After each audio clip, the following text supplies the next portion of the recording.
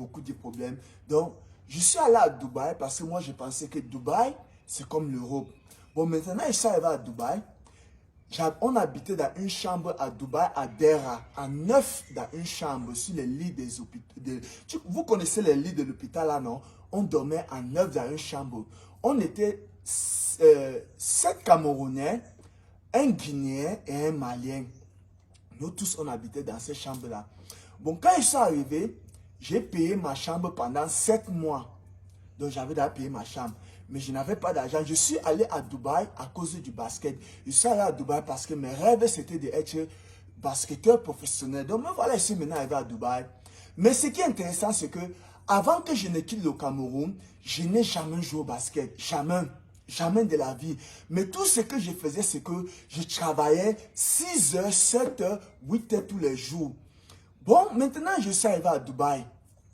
Je suis avec les Camerounais et Maliens dans la chambre maintenant. Je suis arrivé maintenant, je suis allé dans tous les clubs de basketball.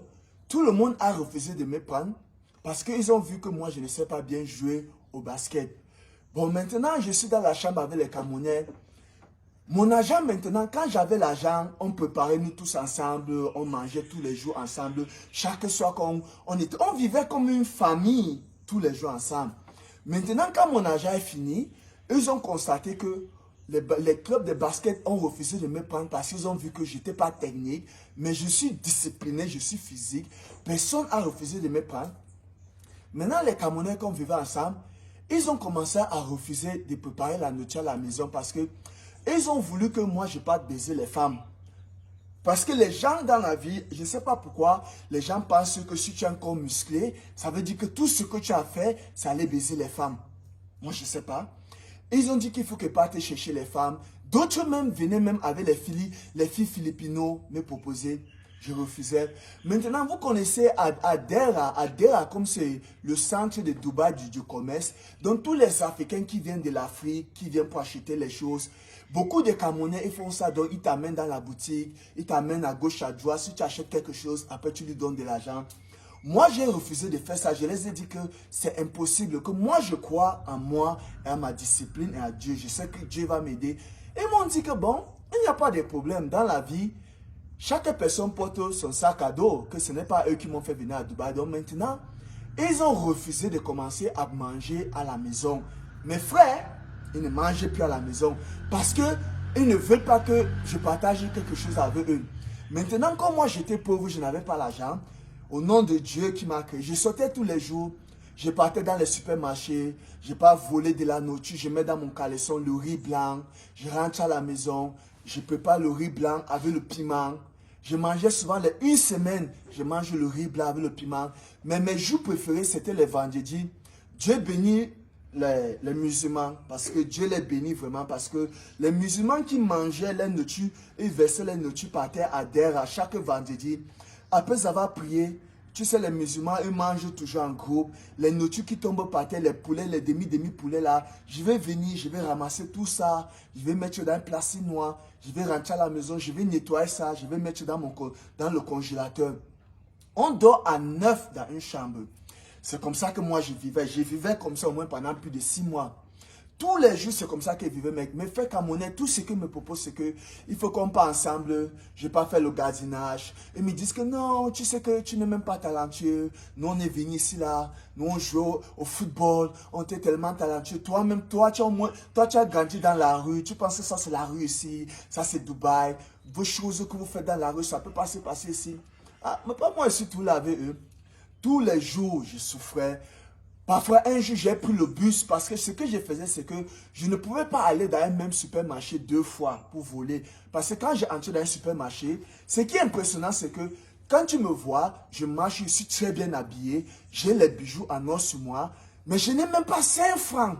Même 5 francs, je n'ai pas dans ma poche. Donc, je ne pouvais pas entrer dans un supermarché 2 fois parce qu'on me remarquait. Donc, ce qu'elle faisait, c'est que parfois, je prenais le bus, je partais, et même pour prendre le bus, je volais le bus. Un jour, j'ai pris le bus, maintenant, j'ai volé le bus. Mais le contrôleur, c'est comme si on m'avait déjà remarqué. Le policier, il est venu m'arrêter. Il m'a mis les menottes. J'ai pleuré comme un enfant. J'ai pleuré, je me suis mis à genoux, j'ai arrêté les pieds du monsieur là, je lui ai supplié, le policier lui a dit qu'écoute, moi je vis en Afrique, Moi, j'ai grandi dans la rue. Je suis venu ici pour mes rêves. Ça n'a pas encore donné. Et je lui ai dit que, et si tu sais que moi, j'habite à Dera et je suis venu loin du côté des Sharjah, pour ceux qui habitent à Dubaï, je suis venu loin du côté des Sharjah de Dubaï pour venir voler de la nourriture dans le supermarché. Hein? Le policier là, il me regarde. Il me dit que tu dis que quoi? Je lui dis que oui, je ne te mens pas. Je suis venu ici pour voler de la nourriture parce que je n'ai pas de quoi manger. J'ai faim. Le policier, il me voit, je pleure comme un enfant. Je suis grand de taille, musclé, j'ai les bijoux sur moi, je pleure, je me mets à genoux, j'arrête ses pieds. Je lui dis qu'écoute, moi je ne suis pas un voleur. Mais il faut que je suive parce que je sais que dans la vie parfois, c'est dans les conditions dures qu'il faut que tu gardes les bonnes habitudes parce que c'est là où Dieu il va te bénir. Je lui dis que je sais que c'est le vol, mais je ne fais pas ça comme un métier parce que quand je pars dans un supermarché, je pas seulement pour voler de quoi manger. Je ne pars pas pour agresser les gens. Mais le policier là, il me regarde, il me dit que mais dans ma vie, je n'ai jamais vu quelqu'un comme toi. Comment tu peux me parler les choses comme ça? Je suis un policier, tu n'as pas peur de moi. Je lui dis que non, moi j'ai peur de toi, mais c'est que dans la vie, il faut parfois dire la vérité parce que c'est seulement la vérité qui va te sauver. Quand tu dis la vérité de ce que tu fais pour ne pas faire du mal aux gens, c'est très important. Il me regarde, il me dit que mais tu as tellement la foi, mais pourquoi tu vis comme ça? Je lui explique que écoute, je vis avec mes frères. Mes frères, ils ne mangent plus à la maison parce qu'ils m'ont proposé d'aller baiser les femmes, aller faire les choses. Il me regarde, il me dit que mais tes frères te demandent d'aller faire ça. Je lui dis que oui. C'est pour ça qu'ils ne mangent plus à la maison et il faut que je me bats. Je lui dis que souvent les vendredis, moi je pars dans la rue pour ramasser de quoi manger. Mais le policier là, il me regarde. Il me dit que merde, je n'ai jamais vu un homme de foi comme toi. Il me dit que toi, tu es incroyable. Tu es vraiment incroyable. Il me regarde, il me dit que merde, je ne crois pas que toi tu me dis que... Je lui dis que oui, je pleure comme un enfant, les gens me regardent, je me mets à genoux, j'arrête ses pieds, je lui dis que s'il te plaît, ne me renvoie pas en Afrique parce que si tu me renvoies en Afrique, ma mère n'a pas d'argent, mon père il est mort. Moi je ne sais pas ce que je vais devenir dans ma vie. Je lui dis que moi je ne suis pas un voleur. Je ne vole pas, ça ce n'est pas mon métier. Je lui dis que regarde, un voleur ne peut pas être musclé comme moi. Je lui dis que ma vie c'est le sport. Mais je suis arrivé ici à Dubaï, mon visa est périmé. On a refusé de me prendre. Mais le monsieur là, il me regarde. Il me dit que mais je n'ai jamais vu quelqu'un comme toi. Enfin maintenant, le monsieur là, il me laisse, il m'enlève les menottes, il me dit que vas-y. Je suis en train de partir, pam. Après, peut-être je marche. Après, je vois la voiture me suit derrière, il klaxonne. Ah! Je me tourne, je regarde, je vois celui. J'ai envie de fuir parce qu'il dit que mais, le policier là, il a changé son avis. Il vient pour m'arrêter. Il me dit que non, viens. Je viens, le monsieur là me voit. Il retire, au nom de Dieu, il retire 50 dirhams. Il me donne.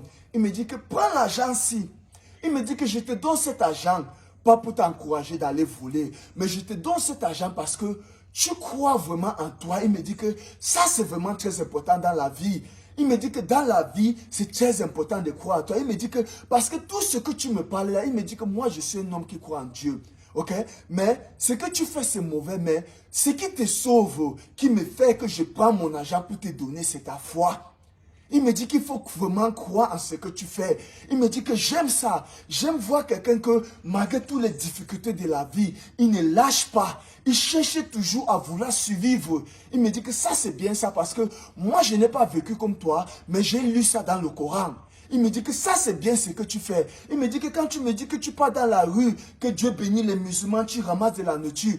Il me dit que ça m'a vraiment touché le cœur, que ça m'a blessé vraiment. Il me dit que prends cet argent.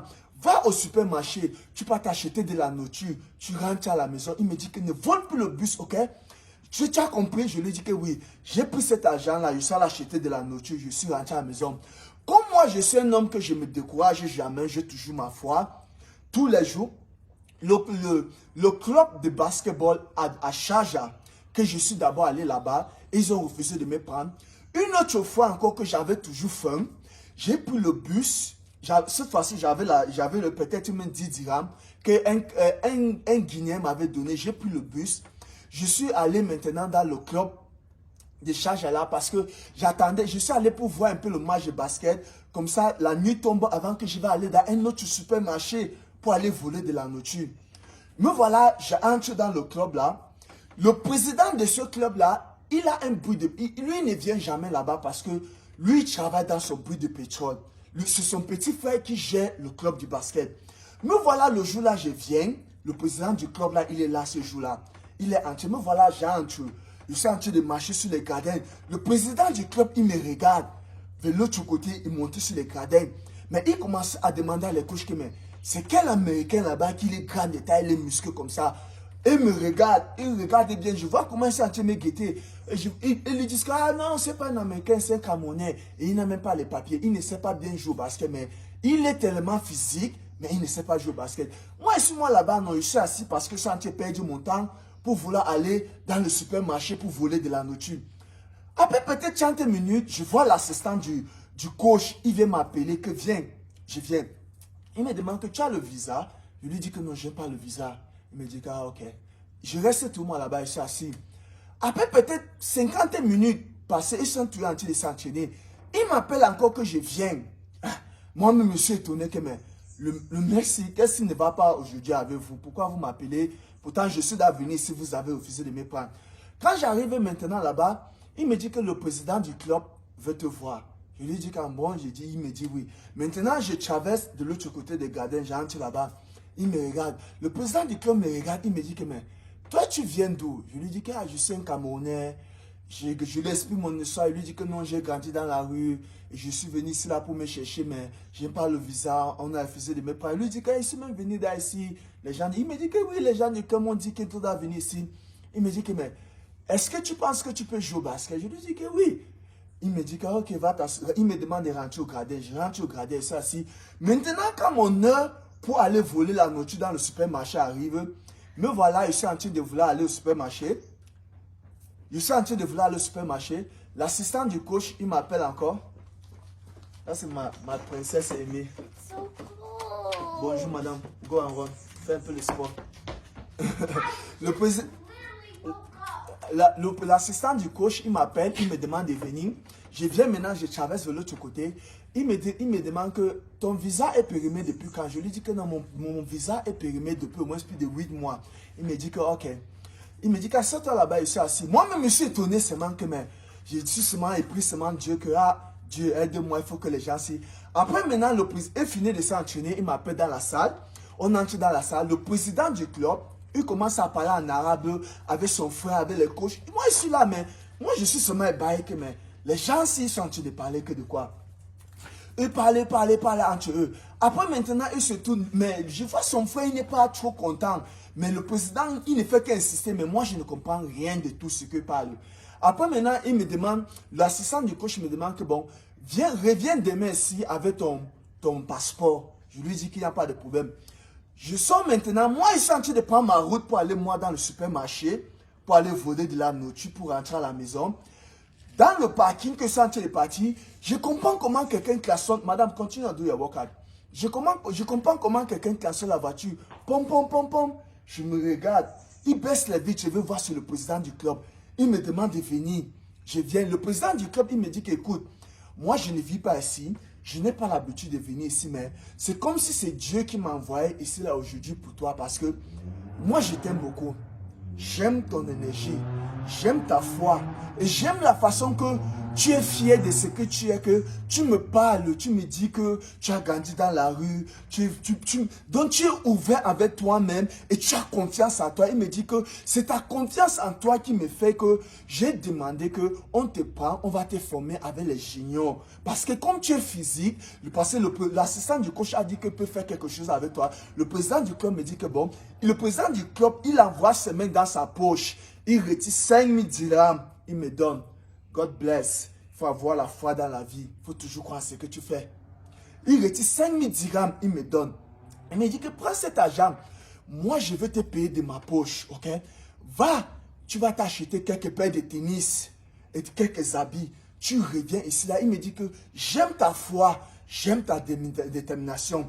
Moi, je parle toutes ces histoires pour vous dire que dans la vie, il ne faut jamais se décourager. Il faut comprendre que dans la vie, c'est dans les moments de difficulté que Dieu va te bénir. Parce que c'est très facile dans la vie de garder les bonnes attitudes quand toutes les choses marchent bien. Mais Dieu, il te bénit, il te fait grandir dans les moments de difficulté. Dans les moments que tout ne marche pas bien, mais tu ne changes pas ton avis. Tu gardes toujours ta foi. Tu crois toujours en lui et le travail. Parce que dans la vie, c'est le travail qui paye. Pas la sorcellerie, pas la magie. Il ne faut pas comprendre ce que les gens disent. Il ne faut pas écouter les gens, ce que on dit des autres. Même si tu pars quelque part, même si tu trouves les gens là-bas qui sont venus comme toi, ils n'ont pas pu faire quelque chose. Ne les regarde pas. Concentre-toi sur toi. Rappelle-toi que chaque personne a sa part de chance. Mais beaucoup de gens aujourd'hui, eux perdent les chances que quand ça arrive ils arrivent quelque part, ils oublient d'abord qu'il est dans une nouvelle ville. Ok? Quand tu pars dans une nouvelle ville comme en Europe, madame, continue de workout. Quand il part dans une nouvelle ville comme en Europe ou bien aux États-Unis, tu dois comprendre que les choses sont nouvelles là-bas. Ce n'est pas impossible. Ça va prendre du temps. Mais c'est dans les moments comme ça que Dieu voit vraiment si toi tu aimes ce que tu fais. Parce qu'il y a une chose de parler avec la bouche quand toutes les choses donnent bien. Est-ce que tu es aussi en mesure de garder les bonnes attitudes quand les choses ne donnent pas bien? Rappelle-toi toujours de ça. Seul le travail qui paye. La discipline en toi-même. En toi-même. Il faut croire en toi et en Dieu. Il faut avoir la foi de ce que tu fais. C'est pour ça qu'on dit dans la vie, fais toujours quelque chose parce que tu aimes. Ne fais pas pour faire plaisir aux yeux des gens. Jamais. Rappelle-toi, la promotion, ça vient de Dieu, pas de l'homme. Donc si tu aimes ce que tu fais, tu crois en toi. Regardez-moi, je suis allé d'abord dans le club de basketball là. On a refusé de me prendre. Mais parce que j'ai ma foi, je crois. Et la promotion, Dieu a fait en sorte que le président, que ce n'est pas lui qui gère le club, il est venu, il est tombé, il m'a regardé, il a aimé mon charisme et ma foi et mon croyance en Dieu. Il faut croire toujours en toi. Rien n'est facile, mais pas impossible. Discipline is the key of life. Let's go. C'est bon.